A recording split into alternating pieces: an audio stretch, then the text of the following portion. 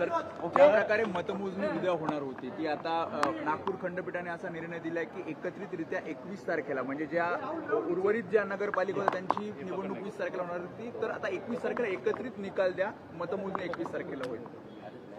अजून मी काही निकाल वाचलेला नाही, पण तो जर खंडपीठाने दिलेला निकाल असेल तर तो सर्वांना मान्यच करावा लागेल.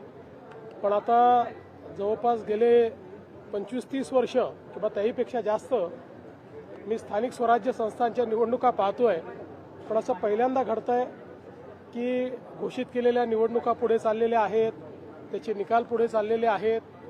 मला असं वाटतं की एकूणच ही जी काही सगळी पद्धती आहे ही पद्धती काही फार योग्य वाटत नाही.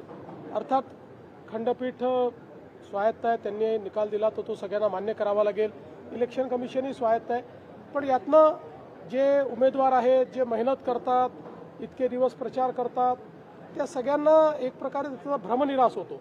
आणि सिस्टीमच्या फेलियरमुळे त्यांची काही चूक नसताना त्या ठिकाणी अशा पद्धतीनं या सगळ्या गोष्टी होणं काही योग्य नाही आहे. मला असं वाटतं अजून खूप निवडणुका इलेक्शन कमिशनला घ्यायच्या आहेत. या सगळ्या प्रक्रियेमध्ये निवडणूक आयोगाने सुधार आणला पाहिजे आणि किमान पुढच्या निवडणुकांमध्ये तरी असं होणार नाही हे निवडणूक आयोगाने बघितलं पाहिजे असं माझं मत. राज्य निवडणूक आयोगाची चूक वाटते, कारण ज्या प्रकारे दिवस दिले नाही, अपील केल्यानंतर 3 दिवस द्यायचे होते, त्यानंतर काही निवडणुका पुढे ढकलल्या आणि आता हा निर्णय येतो कोर्टात 24. आता माझं तरी मत असं आहे की मी चूक म्हणणार नाही. माझं मत असं आहे की जो काही कायदा आहे त्याचं चुकीचं इंटरप्रिटेशन हे करण्यात आलेलं आहे. म्हणजे निवडणूक आयोगाचे वकील कोण आहेत मला माहीत नाही. विथ ऑल ड्यू रिस्पेक्ट अतिशय चुकीचं इंटरप्रिटेशन केलेलं आहे. कारण इतके वर्ष या निवडणुका आम्ही लढवतो आहोत, त्याचे नियम आम्ही बघितलेले आहेत. मीही अनेक वकिलांची त्याचा सल्लामसलत केलेली आहे. माझं मत आहे की हे चुकीचं इंटरप्रिटेशन आहे आणि त्यातनं ही निवडणुकीची सगळी प्रक्रिया, कारण मी पुन्हा एकदा सांगतो की ज्या ठिकाणी सगळ्या गोष्टी फॉलो झालेल्या आहेत अशा ठिकाणी कोणीतरी कोर्टात गेलं आणि कोर्टाने त्याला दिलासाही दिला नाही तरी तो केवळ कोर्टात गेला म्हणून त्या ठिकाणी निवडणुका पुढे नेणं हे कुठल्याच तत्वात बसत नाही. हे अतिशय चुकीचं घडलेलं आहे. पण ठीक आहे, आता मी त्याच्यावर अधिक बोलणार नाही. या संदर्भात माझी पर्सनल नाराजी ही मी कालही प्रगट केलेली आहे आणि ती कायद्यावर आधारित आहे. माझी काही इलेक्शन कमिशनवर नाराजी नाही आहे. माझी नाराजी कायदेशीररित्या होत नाही याच्यावर आहे. जे 50%च्या वरती जे आरक्षण गेलेलं आहे, मतदान झालेलं या ठिकाणी आज मतदान होतं. आता 20 तारखेपर्यंत सरसकट सगळीकडे आचारसंहिता मुद्दा आता परत एकदा उपस्थित राहतो, कारण की निकाल 21 तारखेला येणार आहे. आता ते परत इलेक्शन कमिशनने ठरवायचं आहे.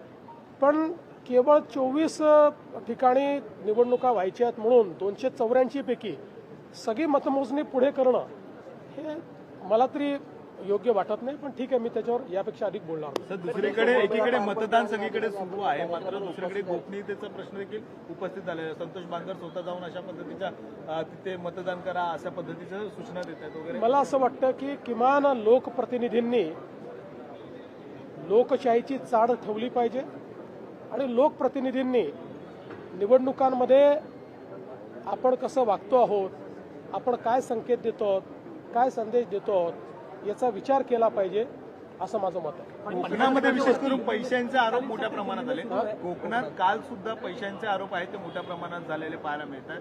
पैसे वाटप करताना एकीकडे काही सगळेच एकमेकावर आरोप करतात. या संदर्भात निवडणूक आयोग आणि पोलीस हे दोघेही सतर्क आहेत. कुठे गडबड झाली तर त्या ठिकाणी जी काही कायदेशीर कारवाई ती कारवाई देखील चाललेली आहे. मला असं वाटतं की ओव्हरऑल जर आपण बघितलं तर या निवडणुका शांतपणे पार पाडलेल्या आहेत.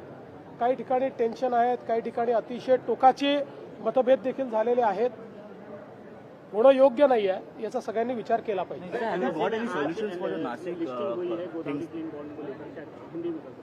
मुझे बहुत खुशी है कि हमारे प्रधानमंत्री मोदी जी हमेशा ये कहते हैं कि हमारे म्यूनिसिपल कॉरपोरेशंस ने बॉन्ड मार्केट एक्सेस करना चाहिए और आज नासिक म्यूनिसिपल कॉरपोरेशन ने जो नासिक और त्र्यंबकेश्वर में कुंभ मेला होने वाला है उसके चलते क्लीन गोदावरी बॉन्ड्स आज इशू किए हैं और मुझे इस बात की भी खुशी है कि ये जो बॉन्ड्स है ये 4 टाइम्स सब्सक्राइब हुए, 4 गुना ज़्यादा सब्सक्राइब किए गए हैं.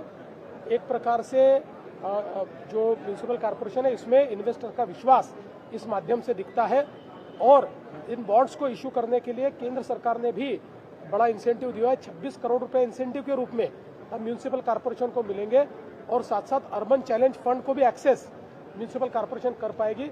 तो कुंभ मेला तक बहुत महत्वपूर्ण कार्य इस माध्यम से म्यूनिसिपल कॉर्पोरेशन करेगी। क्या और